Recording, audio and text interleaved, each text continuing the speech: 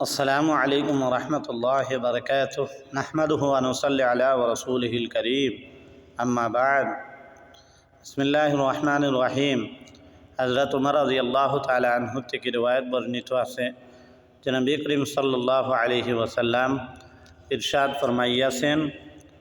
রাসূলুল্লাহ সাল্লাল্লাহু আলাইহি ওয়াসাল্লামের কাছে সবথেকে রৌশন এবং উজ্জ্বল রাত হলো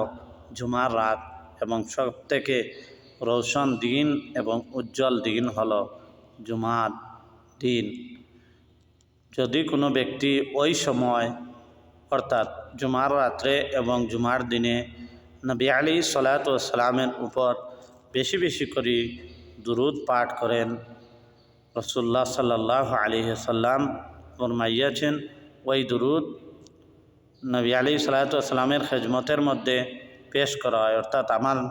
নিকট পেশ করা হয়। নবীজি সাল্লাল্লাহু আলাইহি সাল্লাম ফরমাইয়াছেন আমি ওই ব্যক্তির জন্য মাগফিরাত এবং ক্ষমা প্রার্থনা